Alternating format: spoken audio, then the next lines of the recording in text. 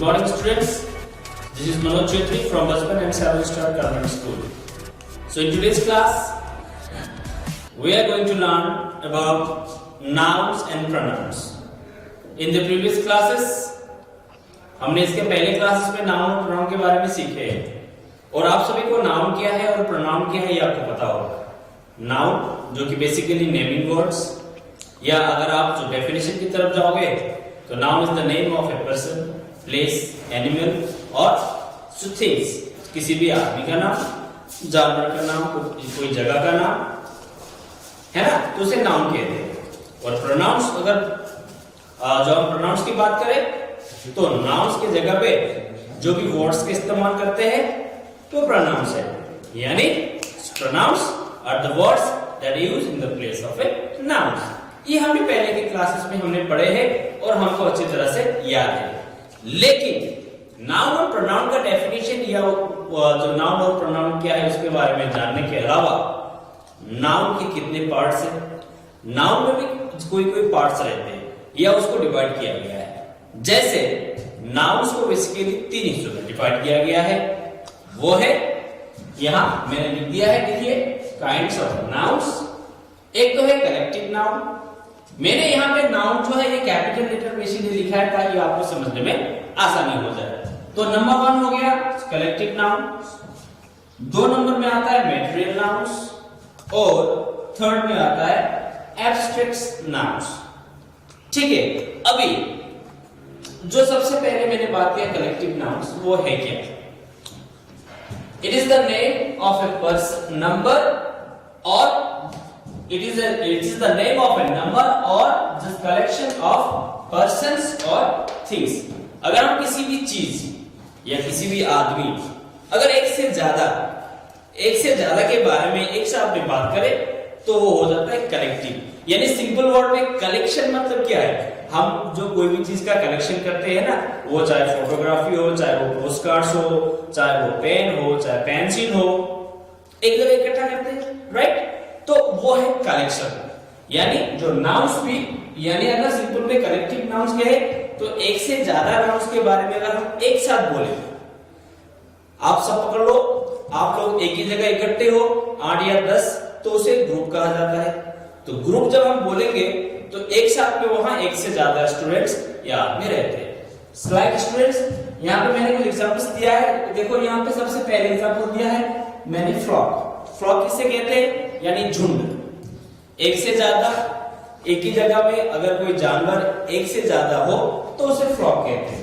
अब इसको फ्लॉक को और एक वर्ड कह सकते हैं हर्ड, है ना, ये भी झुंड है। लाइक द पुलिस, अब पुलिस, अगर एक जगह एक पुलिस हो तो पुलिस, एक से ज्यादा आदमी हो तो वहां पे पुलिस है, हम ऐसे बोलते हैं। So this is a group of people. Like the things, मैंने यहाँ एक वर्ड लिखा है फर्नीचर। फर्नीचर किसे कहते हैं? आपके घर में भी बहुत सारे फर्नीचर है, चाहे वो टेबल के रूप में हो, चाहे वो चेयर के रूप में हो, है ना। तो ऐसे कई सारे फर्नीचर्स आपके घर में रहते हैं। Even in schools we have lots of furnitures. तो वो एक ग्रुप होता है। So these nouns are called basically collective nouns. Let's come to the next one. Next one is material nouns. Now, what is material noun? It is the name of a thing from which other things can be made. ये किसी एक चीज का नाम है जिस चीज के द्वारा और एक चीज बनाया जा सकता है। जैसे मैंने एग्जांपल में दिया है यहाँ पे मिल्क, मिल्क यानी कि दूध। अभी दूध क्या होता है? सफेद, मिल्क इज व्हाइट, है कि नहीं? लेकिन दूध के जरिए हम बाकी कुछ चीज भी बना सकते हैं। हम क्या क्या बनाते हैं दूध से, है ना? हम कभी कभी खीर बना लेते हैं, दूध से क्या बनते हैं? स्वीट्स वगैरह बनते हैं। सो ये एक जो चीज है, इससे हम और भी ज्यादा चीज बना सकते हैं। So it is the name of thing from which other things can be made. Like sugar, sugar यानी चीनी, चीनी से भी हम अलग अलग चीजें बना सकते हैं। अलग अलग तरह की मिठाइयाँ, जो मिठाई की दुकान में अलग अलग तरह के जो स्वीट्स मिलते हैं तो उनमें शुगर का इस्तेमाल होता है। लेकिन अगर उस मिठाई में से अगर आप शुगर को अगर डिफरेंट करना चाहो तो नहीं कर सकते हो, but it is mix there, वो ट्रांसफॉर्म हो जाता है। एक चीज से दूसरी चीजों में। लाइक द लेदर, लेदर यानी क्या है?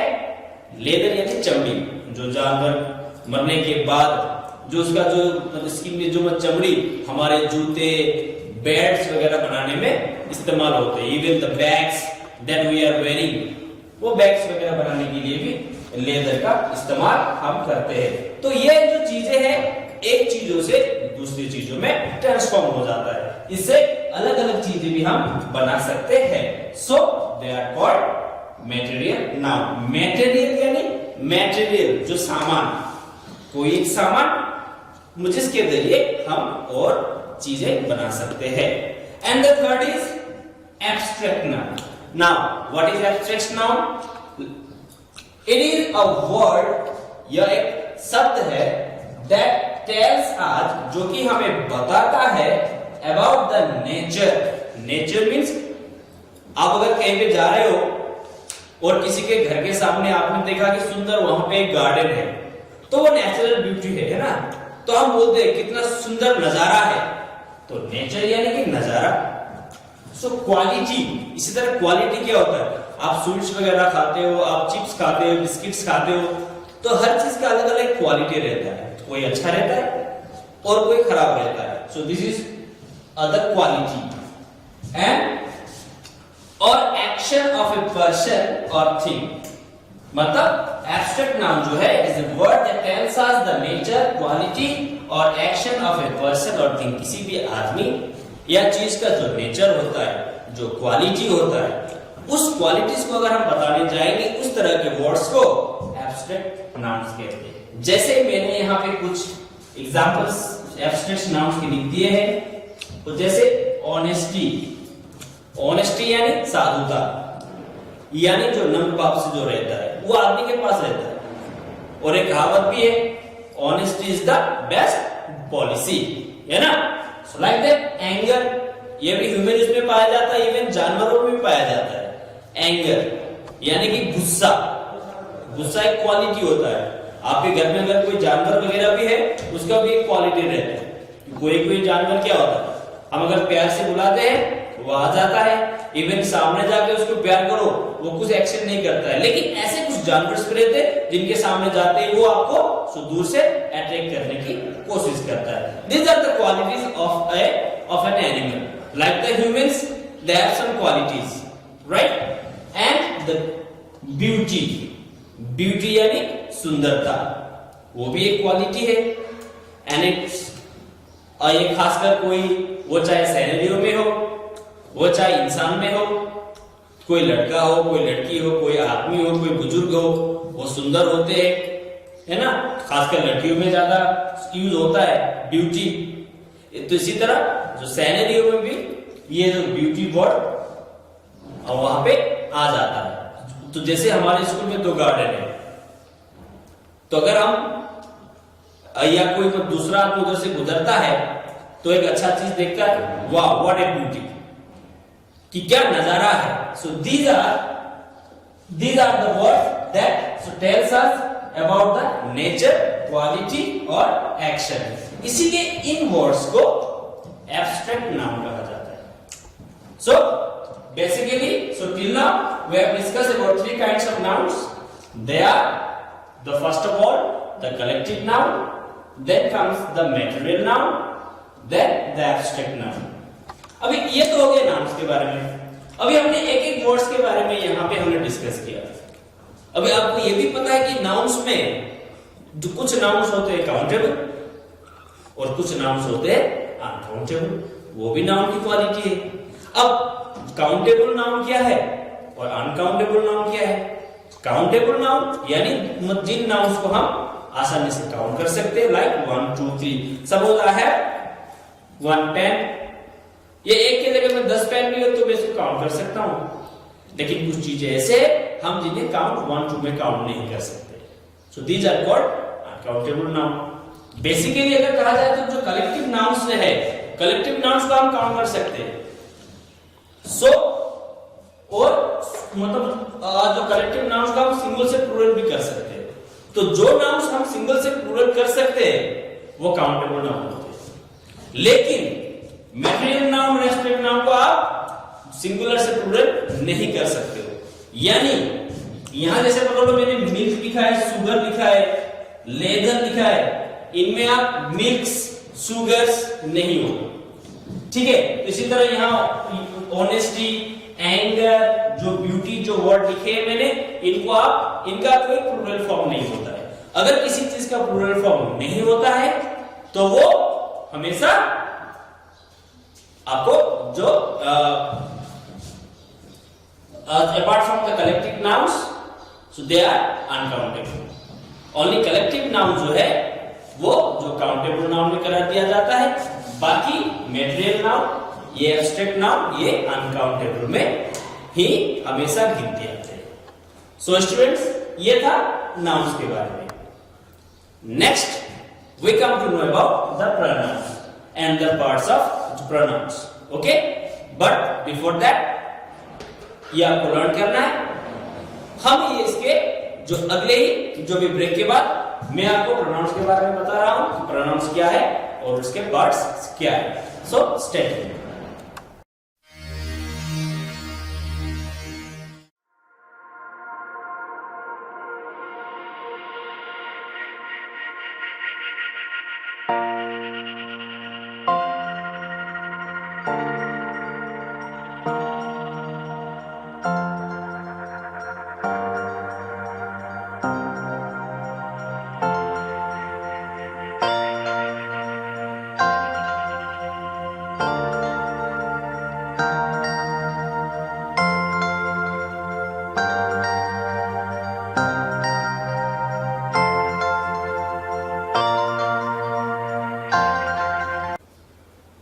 So students, welcome back again.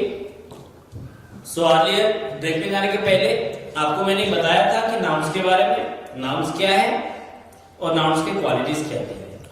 Now let's come to the pronouns. As I told you earlier, pronouns are the words so that used in the place of a noun. किसी भी noun को समझाने के लिए, noun के जगह पे जिन word का इस्तेमाल किया जाता है उन्हें बेसिकली प्रोनाउंस किया जाता है और प्रोनाउंस कहते हैं।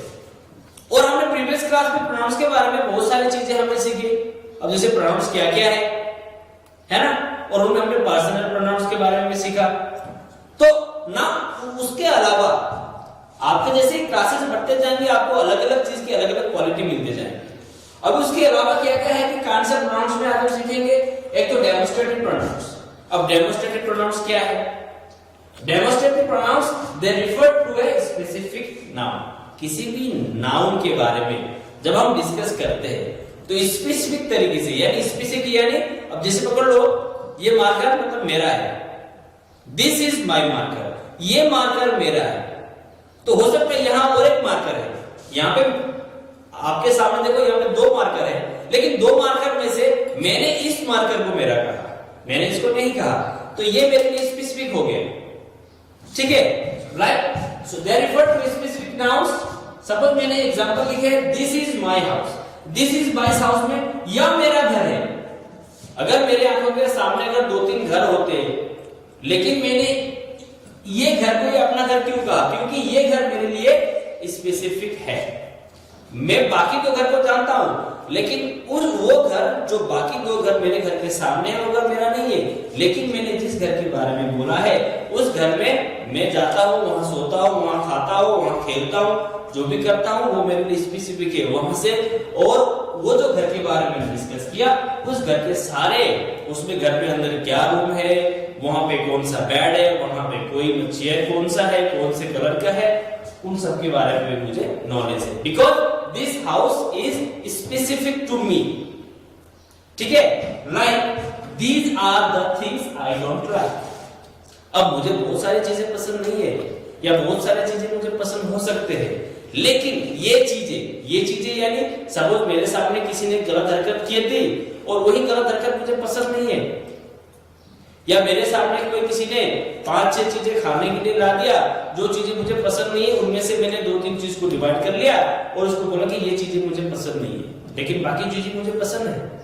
मैंने उन चीजों को जब पसंद नहीं है कहा तो मैंने उसको दिखा दिया कि ये चीजें, वो स्पेसिफिक चीज जो मैंने उसको पॉइंट आउट कर दिया है, जब मैं किसी चीज को पॉइंट आउट करता हूं तो वो स्पेसिफिक बन जाता है। जैसे कि यहाँ मैंने दिस में पॉइंट आउट किया और यहाँ मैंने दीज यानी कि एक से ज्यादा जब हम जस्ट कोई क्वांटिटी या कोई क्वालिटी के बारे में बोलते हैं या कोई थिंग्स के बारे में बोलते हैं तो ये दीज एक से ज्यादा, ये सब, और ये दिस जो है सिंगल में, ठीक है।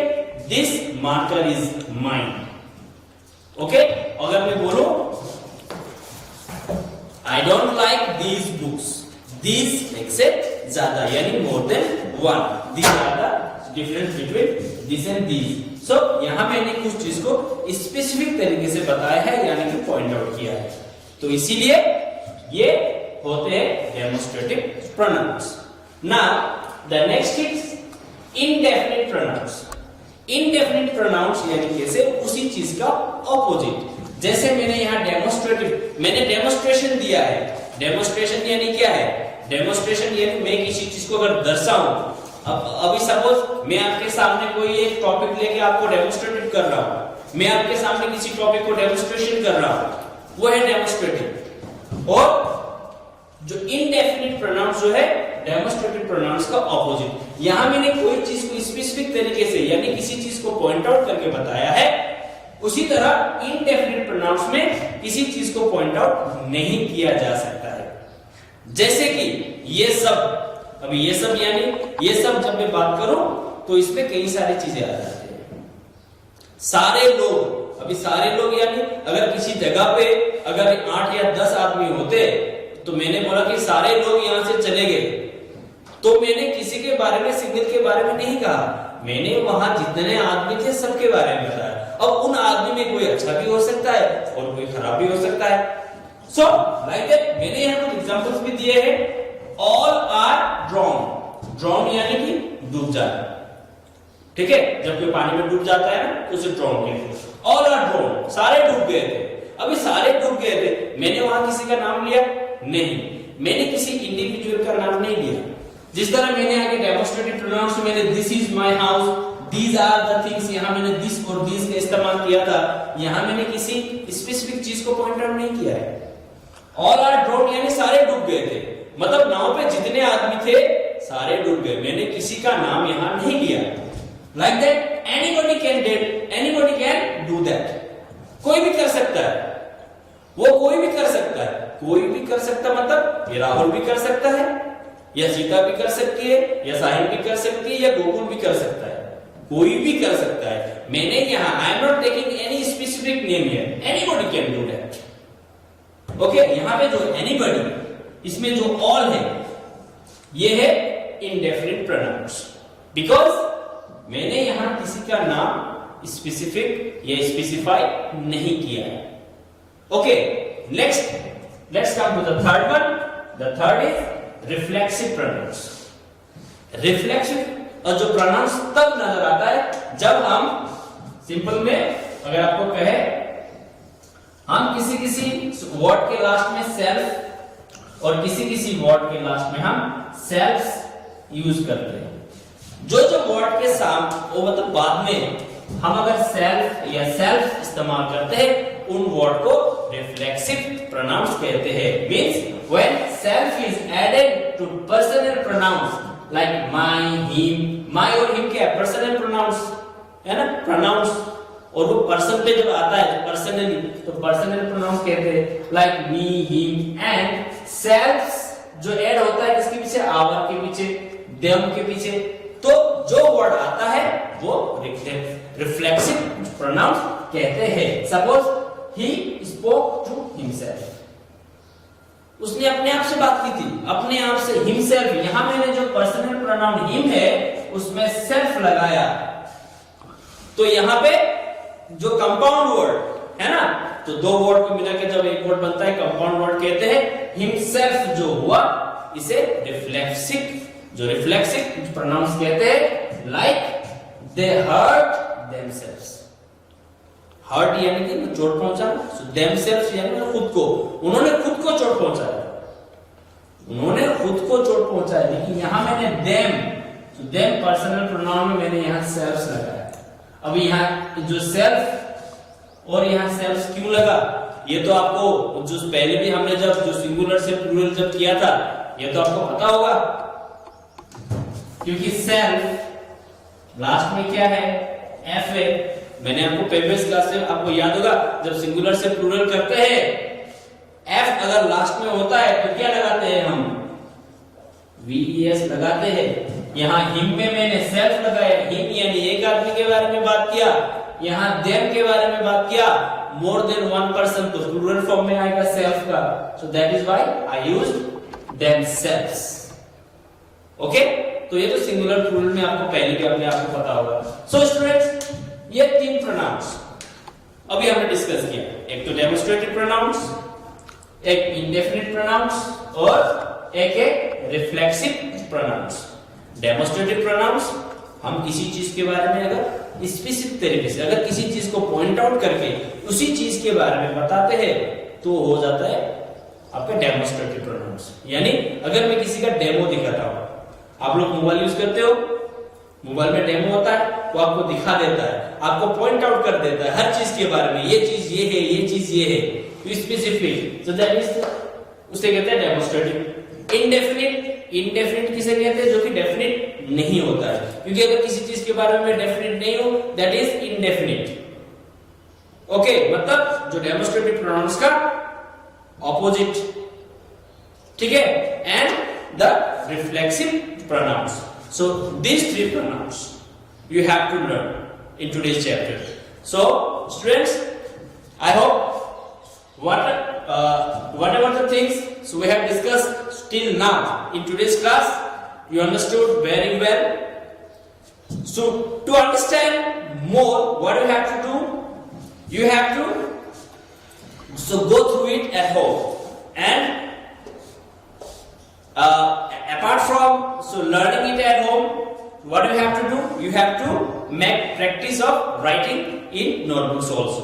क्योंकि अगर आप ये चीज को देख के अगर आप नोटबुक में इसी चीज को अगर लिखने के लिए भी कोशिश करोगे तो आपका जो मेमोरी पावर है वो आपके लिए मतलब ज्यादा जो कारगर साबित होगा। क्योंकि जब हम एक चीज मतलब पढ़ के जब लिखते भी है तो वो चीज उतनी जल्दी हमारे मेमोरी में वो जो सेटअप हो जाता है।